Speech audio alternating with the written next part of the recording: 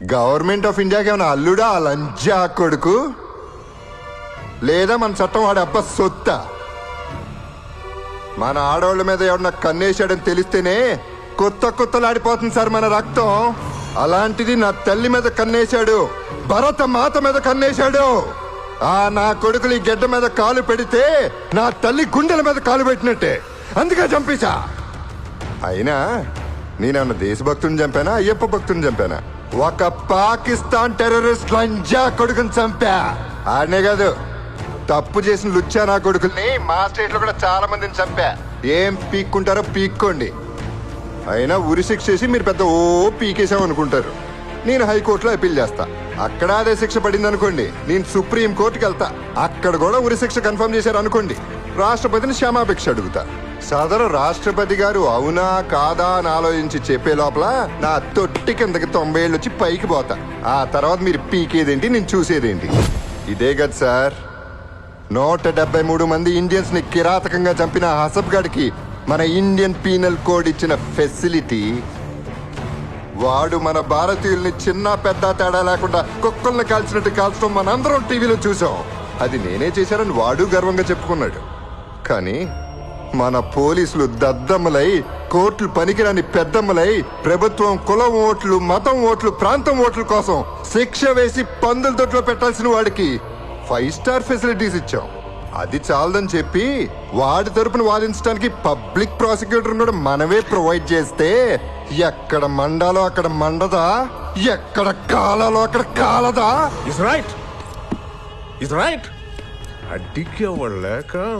ఇందులో పెద్ద జోక్ ఏంటంటే వాడికిచ్చిన సెక్యూరిటీ మన ప్రైమ్ మినిస్టర్ కూడా లేదు.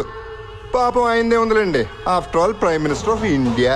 కానీ వాడు టెర్రరిస్ట్ ఫ్రమ్ పాకిస్తాన్. అందుకే వాడి నుంచిన బాంబ్ ప్రూఫ్ సెల్లు ఖరీదు 6 కోట్లు.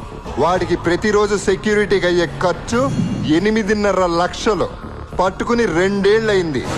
ఎన్ని వందల కోట్లు? ఆ డబ్బంతా ఎవడమ్మ మొగుడు సొమ్మో కాదు, మాది, మనది. రిక్షావాడు, కూలీవాడి నుంచి ప్రతి భారతీయుడి దగ్గర ట్యాక్స్ రూపంలో వసూలు చేసిన డబ్బు. అన్ని కోట్ల చెత్తనా కొడుకు ఖర్చు పెట్టే బదులు తుఫాన్లో నష్టపోయిన రైతులకి ఇచ్చుంటే వాళ్ళ ఆత్మహత్యలన్నా తగ్గేవి సార్. అట్లీస్ట్ మన ఇండియన్ ఆఫీసర్స్ కి మంచి బుల్లెట్ ప్రూఫ్ జాకెట్లు ఇచ్చినా సంతోషించేవాళ్ళం. మన సిస్టమ్ చెడిపోయింది సార్. మన సిస్టానికి మానభంగం అయింది.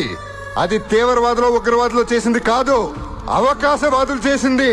లేకపోతే మనకి దరిద్రం ఏంటి సార్? నేరం చేసినట్టు బెయిల్లో విడుదలవటం ఏంటి? కింద కోర్టులో శిక్ష పడితే పై కోర్టులో నిర్దోషాన్ని వదిలేయటం ఏంటి? కింద కోర్టులో న్యాయమూర్తి కాడా? బఫూనా? కాకపోతే ఏంటి సార్, లేటెస్ట్ సర్వే మన భారతదేశపు న్యాయస్థానాల్లో ఇప్పటి వరకు ఉన్న పెండింగ్ కేసులు క్లియర్ అవ్వాలంటే మరో 300 సంవత్సరాలు పడుతుందంట. కర్మ. మన చట్టాలు ఎలాగే ఉంటే ఇండియాలో క్రైమ్ రేట్ ఆగదో. మన పాపులేషన్ పెరుగుతున్నట్టు పెరుగుతూనే ఉంటుంది. బయట దేశాల్లో లాగా దొంగతనం చేస్తే చెయ్యి, రేప్ చేస్తే అంగం నర్రక్కాలి, యాసిడ్ పోసినాడి మీద యాసిడ్ పొయ్యాలి. ఇవన్నీ లైవ్ టెలికాస్ట్ లో చూపిస్తే తప్పు చేయాలనే ఆలోచన కంటే ముందు భయం పుడుతుంది, ఉత్స పడుతుంది. విన్నారుగా వాడేం వాగాడు? మీ భారతదేశం మొత్తం కలిసినా నన్నేం పీకలేరని విర్రవీగాడు లంజా కొడుకు. అందుకే ఈ భారతీయుడు పిడికిలు పవర్ ఇదిరా అని గుద్దితే రక్తం కక్కుని చచ్చాడు. ఇలాగే ఎవడికి జరిగిన అన్యాయానికి వాడే తీర్పించుకోవడం స్టార్ట్ చేస్తే సార్ ఇంకా మీకు హాలిడేసే. కోర్టులన్నీ గొడవలుగా అద్దెకించుకోవడమే. లేదా తప్పు చేసినాడికి ఆన్ ద స్పాట్ శిక్ష పడేలా కొత్త చట్టాన్ని రాసే దమ్ము మీకుంటే ఆ చట్టం మొదటి పేజీ నాబూరు శిక్షతోనే మొదలు పెట్టండి సార్. డిసైడ్ చేసుకోండి. తప్పు చేసినాడిని మీరు చంపుతారా, జనాల్ని చంపుకోమంటారా? Choice is yours.